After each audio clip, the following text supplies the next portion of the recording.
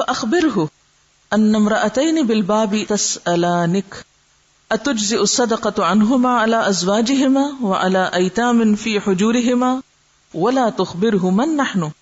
قالت فدخل بلال على رسول الله صلى الله عليه وسلم فسأله فقال له رسول الله صلى الله عليه وسلم من هما؟ قال امرأة من الأنصار وزينب. فقال رسول الله صلى الله عليه وسلم أي الزيانب؟ قال امرأة عبد الله. فقال رسول الله صلى الله عليه وسلم لهما أجران أجر القرابة وأجر الصدقة متفق عليه واللفظ لمسلم. ان زینب، زینب سے روایت ہے. کون زینب؟ امراتی، بیوی عبداللہ ابن مسعود، عبداللہ بن مسعود کی. قالت کہتی ہیں قال رسول اللہ، فرمایا رسول اللہ صلی اللہ علیہ وسلم نے تصدقنا، صدقہ کرو، یا معشر النساء، اے عورتوں کے گروہ، ولو، اور اگرچہ من حلیکن، تمہارے زیورات میں سے ہی کیوں نہ ہو. قالت وہ کہتی ہیں فرجعت، تو میں لوٹی، الی عبداللہ، طرف اپنے شوہر عبداللہ کے. فقلت، تو میں نے کہا، انکا، بے شک تم، رجل، ایک شخص ہو، خفیف، ہلکے، ذات الیدی، ہاتھ والے، ہلکے ہاتھ والے یعنی غریب شخص ہو. وَإِنَّ رسول اللہ، اور بے شک رسول اللہ صلی اللہ علیہ وسلم نے قد امرنا، ہمیں حکم دیا ہے، بالصدقۃ، صدقے کا. فأتیہ، پس جاؤ آپ کے پاس، ہی سے مراد یہاں نبی صلی اللہ علیہ وسلم. فاسألہ، تو پوچھو آپ سے. فإن کان ذلک، پھر اگر تو ہے یہ، یعنی یہ خرچ کرنا، یجزئ انی، کافی مجھ سے، وإلا، ورنہ میں، صرفتھا، میں پھیر دوں گی اس کو، الی غیرکم، تمہارے علاوہ کسی اور کی طرف، ورنہ میں یہ مال تم لوگوں پہ خرچ کرنے کی بجائے کسی اور کو دوں گی. قالت، کہنے لگی، فقال علی عبداللہ، عبداللہ نے مجھ سے کہا، بلئتیہ انتی، بلکہ جاؤ تم خود ہی. قالت، وہ کہنے لگی، فانطلقت، تو میں چل دی. فإذا امرأة، تو جب ایک عورت، من الانصار، انصار میں سے، بباب رسول اللہ، رسول اللہ صلی اللہ علیہ وسلم کے دروازے پر تھی. حاجتی، میری حاجت، حاجتھا، اس کی حاجت تھی، یعنی ہم دونوں کا ایک ہی قصہ تھا. قالت، کہنے لگی، وکان رسول اللہ، اور تھے رسول اللہ صلی اللہ علیہ وسلم، قد القیت علیہ، تحقیق ڈالی گئی تھی آپ پر، المہابت، ہیبت، یعنی آپ میں غیر معمولی ہیبت تھی. فقالت، تو کہنے لگی، فخرج علینا، تو نکلے ہم پر، بلال، بلال.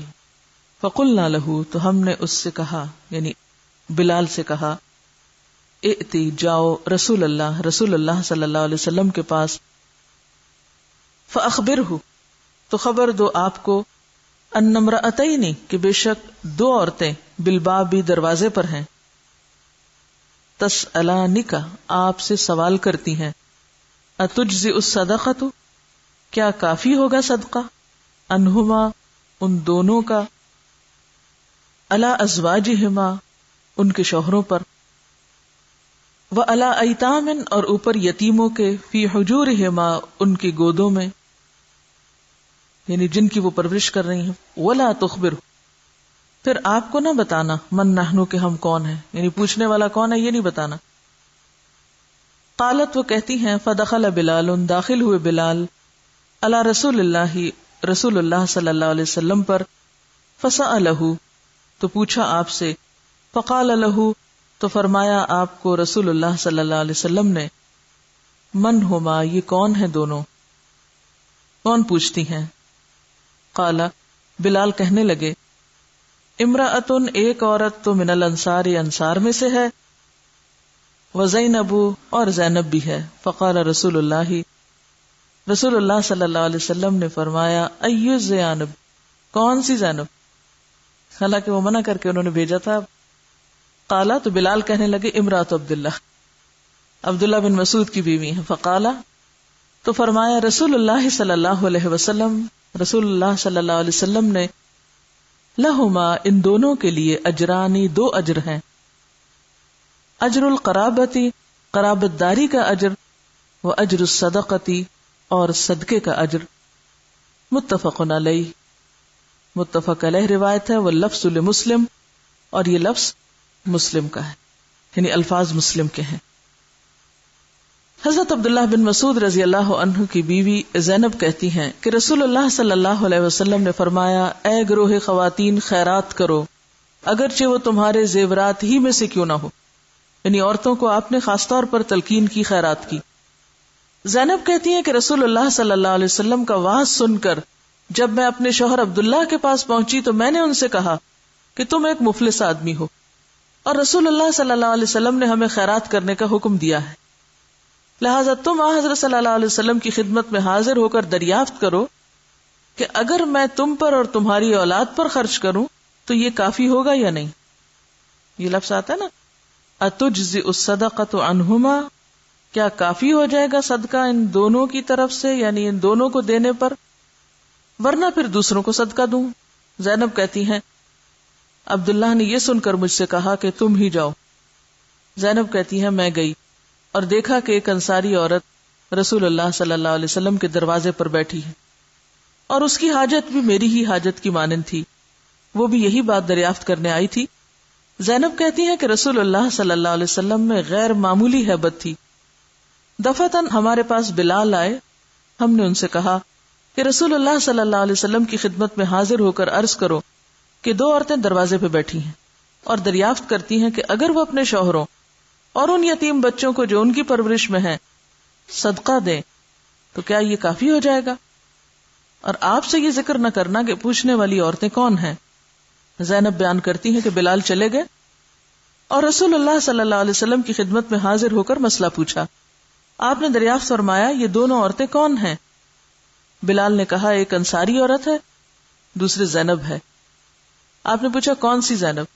بلال نے کہا عبداللہ کی بیوی.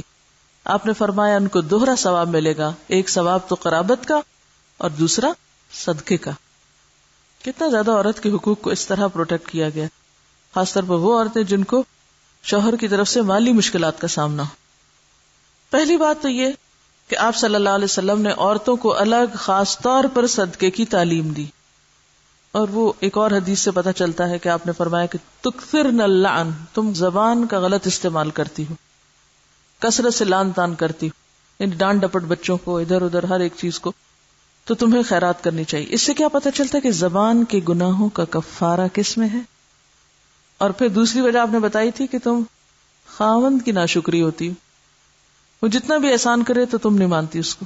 اس ناشکرے پن کا بھی کفارہ اور ازالہ کس میں ہے؟ صدقے میں. اب جب صدقے کی بات آئی تو وہ کہتی ہیں کہ میں گھر پہنچی. کہتے ہیں کہ حضرت عبداللہ بن مسعود کی جو اہلیہ تھی وہ ہنر مند تھی اور اپنے ہاتھ سے کوئی کام کیا کرتی تھی اور اس سے کمائی کرتی تھی.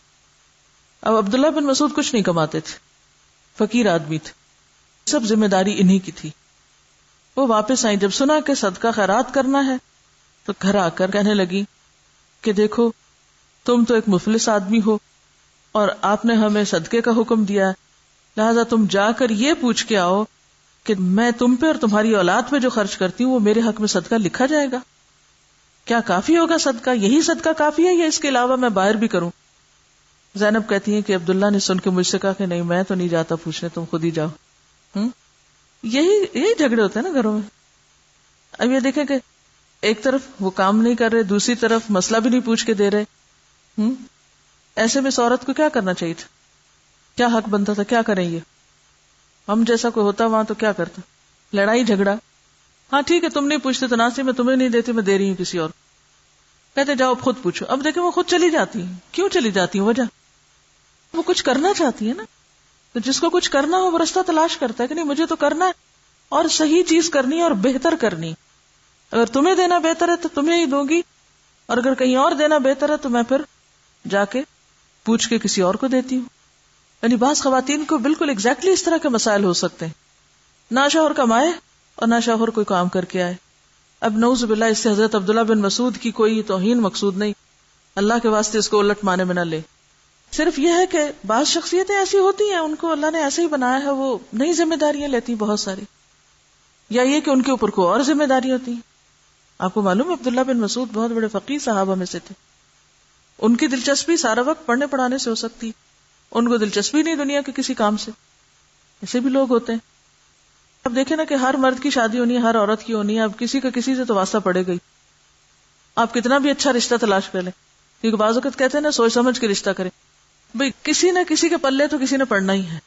مسئلہ تو پھر جس کے بھی پلے پڑ گئے، اگر آپ کے نہیں کسی اور کے، تو مسئلہ تو وہیں رہا. تو ایسی صورت میں پھر کیا ہے؟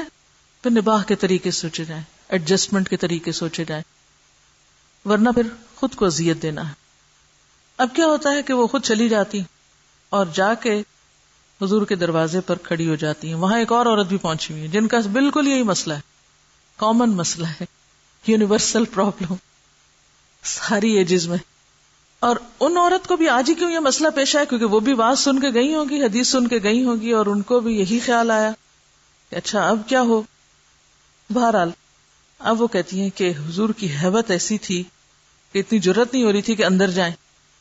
اب جب بتایا تو بلال باہر نکلے، کیونکہ بلال ایک طرح سے دربان کا کام بھی کرتے تھے، آپ کے خادموں میں سے بھی تھے. تو بلال سے کہا کہ دیکھو ہم یہ دو عورتیں دروازے پہ بیٹھی ہیں اور جن کا سوال یہ ہے، مسئلہ یہ ہے، جاؤ تم پوچھ کے آؤ کہ اگر ہم اپنے شوہر پر اور ان یتیم بچوں پر جو ہماری پرورش میں ہیں ان پہ خرچ کریں تو کیا یہ ہمارے لیے صدقہ شمار ہوگا؟ اور ساتھ ہی یہ نہیں بتانا کہ پوچھنے والا کون ہے. یہ بھی اکثر خواتین کی عادت ہوتی ہے. کیا کرتی ہیں؟ میرا نام نہ لینا. ایسا کیوں ہوتا ہے ویسے؟ نام کیوں چھپاتے ہیں ہم؟ لمبا سا خط لکھیں گے مشوروں سے بھرا ہوا، آپ کی خیر خواہ. کچھ سمجھ نہیں آتی کہ خیر خواہ کہاں سے تعلق رکھتا ہے. جب تک یہ نہ پتا چلے مسئلہ ہے کس کا تو بس کو سمجھ بھی نہیں آتا. صرف خالی مسئلہ کچھ اور ہوتا ہے، جب کانٹیکسٹ میں ہوتا ہے جس شخص کی طرف سے ہے، اگر آپ اس کو بھی سمجھ رہے ہیں تو بالکل بات اور ہو جائے گی. تو وہ کہتی ہیں کہ بتانا نہیں. اب انہوں نے تو کہہ دیا بتانا نہیں، لیکن حضرت بلال بھلا کیسے نہ بتائیں جب حضور پوچھیں کچھ؟ اس سے کیا پتا چلتا ہے؟ لائلٹی، وفاداری آپ کے پاس ہیں، آپ کے میسج لے جا رہے ہیں، لا رہے ہیں، تو یہ وفاداری بے حد ضروری ہوتی ہے. کیونکہ بعض اوقات آپ کہیں کام کر رہے ہیں، باہر سے لوگ آتے ہیں، وہ کیا کہتے ہیں؟ ان کو فیور دیا جائے اور جس کے آپ کام کر رہے ہیں اس کے وفادار نہ ہو. تو ایسے میں پھر دو میں سے کس کا وفادار ہونا ہے آپ کو؟ مالک کا وفادار. اور جھوٹ بھی تو نہیں بول سکتے نا، کیسے نہ بتائیں؟ اور بتانے میں حرج بھی تو کوئی نہیں تھا، اس میں کون سی ایسی بڑی بات تھی؟ وعدہ بھی نہیں کیا تھا اور کوئی راز کی بات نہیں تھی. پھر اس میں آپ دیکھیے کہ آپ صلی اللہ علیہ وسلم نے کیوں اتنی تفتیش کی، یعنی کیوں اتنی تفصیل سے پوچھا. تو یہ یاد رکھیے کہ جب آپ کسی کے سامنے اپنا مسئلہ پیش کریں تو ذرا اپنا تعارف بھی ضرور کرائیں. بیک گراؤنڈ کا پتہ نہ ہو تو جو مفتی ہے وہ آپ کو ایسا جواب دے گا کہ جو آؤٹ آف کانٹیکسٹ ہوگا. بعض اوقات ہم ادھوری بات لکھ دیتے ہیں اور مفتی کو بھی آزمائش میں ڈال دیتے ہیں، اور پھر مفتی بھی آج کل آگے پیچھے کچھ نہیں پوچھتے، وہ کہتے ہیں ہماری ذمہ داری نہیں تفتیش کرنا.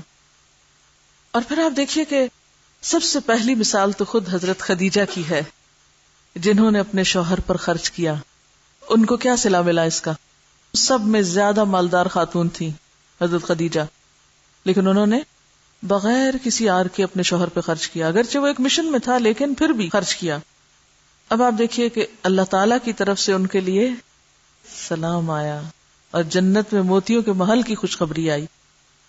پھر اس کے بعد آپ دیکھیے یہ دو خواتین ہیں جو اپنے شوہروں پہ اور بچوں پہ خرچ کرنے والی، اور ان کو کیا خوشخبری دی گئی کہ تمہارے لیے تو دگنا اجر ہے.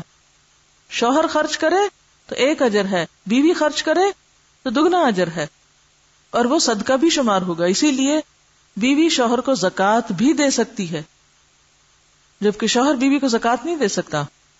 حضرت زینب بیان کرتی ہیں کہ بلال چلے گئے اور رسول اللہ صلی اللہ علیہ وسلم کی خدمت میں حاضر ہو کر مسئلہ پوچھا. آپ نے دریافت فرمایا یہ دونوں عورتیں کون ہیں؟ بلال نے کہا ایک انصاری عورت اور دوسرے زینب. پوچھا کون سی زینب؟ بلال نے کہا عبداللہ کی بیوی. فرمایا ان کو دوہرا ثواب ملے گا. کتنا انکریج کر کے بھیجا، کتنا پریکٹیکل ہے ہمارا دین.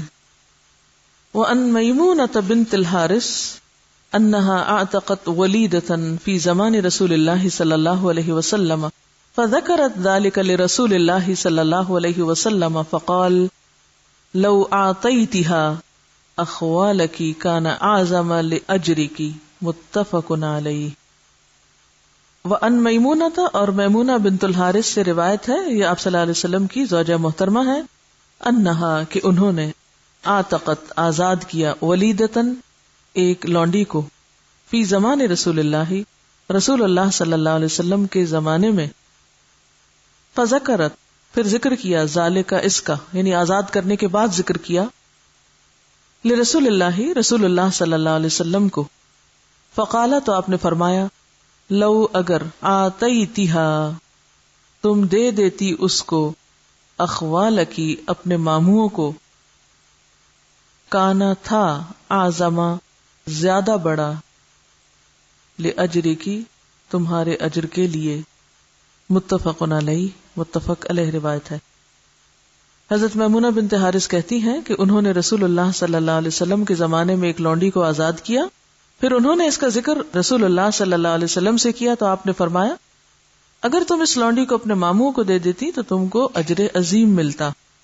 اس سے دو باتیں پتہ چلتی، نمبر ایک کہ عورت اپنے شوہر کی اجازت کے بغیر اپنے مال میں سے صدقہ کر سکتی، جیسا کہ حضرت میمونہ نے کیا، اور آپ نے ان کو یہ نہیں کہا کہ تم نے مجھ سے پوچھے بغیر صدقہ کر کیسے لیا، یعنی اس معاملے میں عورت کو شوہر کی اجازت کی قانوناً ضرورت نہیں، اخلاقاً ہے ضرورت، اور خصوصاً ایسے شوہر جو ہر معاملے میں شک کرتے ہوں اور گھر میں ایک فساد ہو سکتا ہو اور وہ غلط فہمی کا شکار ہو جائیں کہ معلوم نہیں یہ کس کو دیا۔ عام طور پر شوہروں کو کیا غلط فہمی ہوگی کہ میکے بھیج دیا ہوگا، یا ماں باپ کو دیا ہوگا، بہن بھائیوں کو دیا ہوگا۔ ہاں، مشکل یہ ہے کہ ہمارا جو کلچر ہے، یہ جو ہماری ثقافت ہے یہاں بر صغیر پاک و ہند کی، اس میں عورت کے پاس اسلام کے دیے ہوئے حقوق ہے نہیں، یعنی اسلام تو دیتا ہے آپ کو حق، آپ اپنے مال میں جو چاہیں کریں، لیکن معاشرہ آپ کو حق نہیں دیتا، تو وہ کلیش ہو جاتا ہے نا پھر۔ تو ایسے میں آپ کو پھر کس طرح جینا ہے؟ صرف قانون کے سہارے نہیں جی سکتے آپ کو حکمت کے ساتھ گھر والوں کو ساتھ لے کے چلنا چاہیے۔ صرف یہ نہیں کہنا چاہیے کہ یہ جائز اور یہ ناجائز۔ عام طور پہ ایسے موقع پہ عورتیں حدیثیں سنانا شروع ہو جاتی ہیں یا آیتیں پڑھ پڑھ کے بتاتی ہیں، اس سے گھر والے اور زیادہ چڑھتے ہیں، اور زیادہ دین کو برا بھلا کہتے ہیں، دین پڑھانے والوں کو بھی ساتھ لپیٹ لیتے ہیں۔ تو اس میں سب کی خیر اسی میں ہے کہ ایسے معاملات میں حکمت کا ثبوت دیا جائے۔ دیکھیے، اختیار کا ملنا ایک چیز ہے اور اختیار کا استعمال کرنا دوسری چیز ہے۔ ضروری نہیں کہ اگر اختیار مل ہی جائے تو انسان اس کو استعمال ہی کرتا رہے، اس کو سوچ سمجھ کے اختیار کرے جس میں نقصان کی بجائے فائدہ ہو۔ دوسری بات جو یہاں بتائی گئی وہ یہ کہ جب انہوں نے کر لیا تو شوہر کو بتایا، بالکل چوری چھپے ایسے کام نہیں کرنے چاہیے، شوہر سے ذکر کرتے رہنا چاہیے تاکہ کوئی غلط فہمی نہ ہو، بدگمانی نہ ہو، اعتماد میں لے کے ایک دوسرے کو ایسے کام کرنے چاہیے، خواہ آپ کے ذاتی مالی کیوں نہ ہو۔ دوسری بات، آپ نے ان کو کیا سجیسٹ کیا؟ اگر تم اپنے ماموں کو دیتی تو زیادہ بہتر تھا، کیونکہ ہو سکتا ہے کہ ان کے ماموں زیادہ ضرورت مند تھے۔ یہ کون تھی بلا حضرت میمونہ؟ کن کی رشتہ دار تھی؟ مشہور شخصیت ہیں تاریخ کی جن کی یہ رشتہ دار تھی، خالد بن ولید کی۔ وعن عائشہ قالت یا رسول اللہ ان لی جارین فإلی ایہما اہدی قال الی اقربہما منک بابا، رواہ البخاری۔ وعن عائشہ، حضرت عائشہ سے روایت، قالت کہتی ہیں، یا رسول اللہ، اے اللہ کے رسول صلی اللہ علیہ وسلم، ان لی جارین میرے دو پڑوسی، فإلی ایہما تو ان دونوں میں سے کس کی طرف اہدی میں ہدیہ بھیجوں؟ قال فرمایا الی اقربہما ان میں سے جو زیادہ قریب ہے، من کی تجھ سے، بابن دروازے میں، رواہ البخاری، بخاری نے اس کو روایت کیا۔ حضرت عائشہ کہتی ہے کہ میں نے حضرت صلی اللہ علیہ وسلم سے پوچھا کہ اے اللہ کے رسول صلی اللہ علیہ وسلم، میرے دو ہمسائے ہیں، ان میں سے کس کو ہدیہ بھیجوں؟ حضرت ابو ذر کہتے ہیں کہ رسول اللہ صلی اللہ علیہ وسلم نے فرمایا جس کا دروازہ تمہارے دروازے سے زیادہ قریب ہو۔ اس سے کیا پتہ چلتا ہے؟ فالاقرب الاقرب وابدأ بمن تعول، ہمیشہ جہاں آپ رہتے ہوں آپ کے قریب والوں کا حق آپ پر زیادہ ہے۔ کیوں؟ اس کی حکمت بتائیے مجھے، کیا حکمت ہے اس میں؟ قریب والوں کا حق کیوں زیادہ ہے؟ پڑوسی کا حق زیادہ، اور پڑوسیوں میں بھی جو زیادہ قریب پڑوسی ہے یا پھر رشتہ دار ہے دوسری طرح کی قرابت ہے. کیوں؟ وائی؟ یہ اتنا امپورٹنٹ کیوں ہے؟ دینا بھی آسان ہے، ہمارے پاس جو کچھ ہے اس کی ساری انفارمیشن بھی ان کو ہوتی ہے اور وہ نظر بھی اس پہ رکھتے ہیں، اور اگر آپ نہیں دیتے تو ان کے اندر حسد اور بغض پیدا ہوتا ہے اور اس کے نتیجے میں تعلقات بھی خراب ہوتے ہیں. ہر کوئی اگر اپنے قریب والوں کا خیال رکھنا شروع کر دے، ان کی ضروریات کو دیکھنا شروع کر دے، جو کہ سب سے آسان ہے. ہم عموماً جب نیکی کا سوچتے ہیں تو وہ دور بیٹھے ہوئے لوگوں کا تو سوچتے ہیں، مگر جو آس پاس قریب ہی ہیں ان کو بھول جاتے ہیں. تو ترتیب یہی ہے، قریب سے یعنی قدم قدم قدم آگے دائرہ پھیلائیں، لیکن ابتدا میں وہ دائرہ چھوٹا ہی ہوگا. اب اس کو یوں دیکھیے، آپ ایک نقطہ لگائیے، نقطے کی کیا ویلیو؟ ایک نقطہ ہے، اس کے گرد سرکل لگائیے، کریے ایکٹیویٹی، سرکل پر سرکل لگائیے، پھر ایک اور سرکل لگائیے اس کو. اب آپ دیکھیے کہ دائرہ وسیع ہوتا جائے گا نا، دائرہ بڑا ہوتا جائے گا نا، ہر سرکل کے آگے ایک اور سرکل لگتے آٹومیٹیکلی دائرہ بڑھتا جائے گا. لیکن آپ آغاز کس سے کریں؟ قریب والے دائرے سے. اس میں آسانی بھی ہے، اس میں بھلائی بھی ہے کہ یہ سارے آپ کے سپورٹر ہو جائیں گے، سارے مددگار بن جائیں گے، یہ زیادہ آپ کے کام آنے والے بھی بن جائیں گے. اگرچہ اس نیت سے نہیں کسی کے ساتھ بھلائی کرنی چاہیے، لیکن جیسے حضرت موسیٰ علیہ السلام نے کہا تھا وَاجْعَلْ لِي وَزِيرًا مِّنْ أَهْلِي هَارُونَ أَخِي. وَعَنْ أَبِي ذَرٍّ قَالَ رسول اللہ صلی اللہ علیہ وسلم اذا طبخت مرقة فأكثر ماءها وتعاهد جيرانك. رواہ مسلم. وعن ابی ذر، ابو ذر رضی اللہ عنہ سے روایت ہے، کہا قال رسول اللہ، فرمایا رسول اللہ صلی اللہ علیہ وسلم نے، اذا طبخت مرقة، جب پکاؤ تم شوربہ، فأكثر، زیادہ کر لو، ماءها، اس کا پانی زیادہ ڈال دو، وتعاهد، اور خیال رکھو، خبرگیری کرو، جیرانک، اپنے ہمسایوں کی، یعنی اپنے ہمسایوں کا خیال رکھو اور زیادہ شوربہ پکا کر ان کو بھی بھیجو. رواہ مسلم. حضرت ابو ذر رضی اللہ عنہ کہتے ہیں کہ رسول اللہ صلی اللہ علیہ وسلم نے فرمایا، جب تو شوربہ پکائے یعنی سوپ بنائے تو اس میں زیادہ پانی ڈال اور خبرگیری کر اپنے ہمسایوں کی. یہ جو بات ہے طبختہ، ابو ذر سے کہا تھا طبختہ، طبختی کیوں نہیں کہا؟ مرد تو نہیں پکاتے، منع نہیں ہے مردوں کو پکانا، بالکل منع نہیں ہے. دنیا کے مشہور شیف جو ہے، بہترین شیف کون ہے؟ عورتیں تھوڑی، مرد ہی ہیں. جی ہاں، تو مردوں کی کوکنگ جائز ہے، مردوں کے ہاتھ کا پکا ہوا آپ کھا سکتے ہیں. اکثر لوگ پوچھتے رہتے ہیں کرسچن کا پکا ہوا کھا سکتے ہیں؟ مرد کوک کو رکھ سکتے ہیں گھر میں، مرد کا پکا ہوا کھا سکتے ہیں؟ بالکل کھا سکتے ہیں. اچھا، دوسری جو اہم بات ہے یہاں پر وہ ہے ہمسایوں کی خبرگیری، قریبی ہمسایوں کے ساتھ شیئرنگ کھانے پینے کی چیزوں میں. اور پانی زیادہ پڑے گا تو کیا ہوگا؟ ہنڈیا میں زیادہ شوربہ ہوگا، دل بھی بڑا ہوگا دینے سے، اور پھر بخل دور ہوگا. اور پھر جب آپ دینے والے ہوں گے تو کوئی آپ کو بھی نہیں بھولے گا انشاءاللہ. آپ کو پتا ہے کہ مجھے اور اداروں کا تو نہیں پتا، شاید جو ہمارے اسلامی مدارس ہیں ان میں بھی لڑکوں کو کچھ کوکنگ وغیرہ سکھاتے ہیں، آئی ڈونٹ نو. لیکن ایک اسکول کے بارے میں جانتی ہوں، کراچی گرامر، کہ جہاں باقاعدہ لڑکوں کو سوپ وغیرہ بنانا اور چھوٹی چھوٹی کوکنگ کرنا سکھاتے ہیں، بٹن لگانا اور چھوٹی چھوٹی سلائی، اور اس میں کوئی امتیاز نہیں. میں سوچتی ہوں یہ سنت تو ہمارے رسول صلی اللہ علیہ وسلم کی ہے. ہمارے اسلامی اسکولز اپنے کریکولم میں شاید ہو، میرے علم میں نہیں، لیکن عموماً دیندار طبقہ اس طرف توجہ نہیں کرتا. آپ زبان سیکھ لیں، کراٹے سیکھ لیں، فرسٹ ایڈ کی ٹریننگ لے لیں، نشانہ بازی سیکھیں، گھڑ سواری سیکھیں، سوئمنگ سیکھیں، کچھ نہ کچھ سیکھیں، کسی کام کے بنے کہ کسی دوسرے کے کام آ سکیں، کچھ نہ کچھ سیکھیں. میری بہن بتا رہی تھی کہ ان کے اسکول میں ایک ٹیچر ہے جو کانوینٹ میں پڑھی ہے، تو وہ کہتی کہ ہماری جو ٹیچر ہوتی تھی وہاں پر، وہ ہر روز صبح ہمیں واک پہ لے جاتی تھی، ایک راستے سے لے جاتی اور دوسرے راستے سے واپس لاتی، ہر درخت اور ہر پتے کے بارے میں ہمیں آن دا اسپاٹ بتاتی. اس میں آپ دیکھیں کہ کتنی بہترین لرننگ بھی ہے، اور بچوں کو سمجھ بھی کتنا سمجھتے ہیں کہ کون بچہ توجہ دیتا ہے، کون کیسے بہیو کرتا ہے، کون سنتا ہے، کون نہیں سنتا، کون سیکھتا ہے، کون نہیں سیکھتا. لیکن آج اس طرح کی تعلیم ہم میں ناپید ہوتی چلی جا رہی ہے. یہی وجہ کہ ہمارے بچے کیا کچھ پڑھ لیتے ہیں، لیکن ان کو ایک پانی کا گلاس کسی کو پیش کرنا بعض اوقات نہیں آتا ہوتا. عملی تعلیم نہیں رہی، اور اس کی شدید ضرورت ہے. اور یہ تمام کام جو ہے، یعنی اپنے ہاتھ سے کسی کا بھی کام کر دینا، یہ سب کیا ہے؟ صدقہ. یہ بھی صدقے کی قسم. یہ کہتے ہیں کہ میرے 5 بھائی تھے لیکن ان کو کوئی کام نہیں کرنا آتا تھا. پھر شوہر ملے تو ان کو بھی کچھ نہیں آتا تھا. ان کے بیٹے ہیں بیٹی نہیں.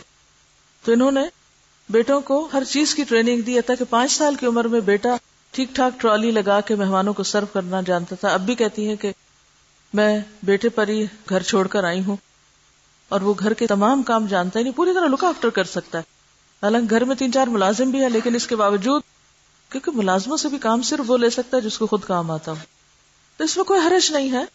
لیکن اس کا یہ مطلب نہیں ہے کہ عورت آرام سے بیٹھ جائے اور شوہر سے کام کرانا شروع کر دے. خود اٹھ کے خدمت کرے گی تو قدر پائے گی. لیکن دوسری طرف مردوں کے اندر بھی یہ آر نہیں ہونی چاہیے کہ یہ کام ہماری شان سے پروتر ہے, یہ نہیں ہونا چاہیے.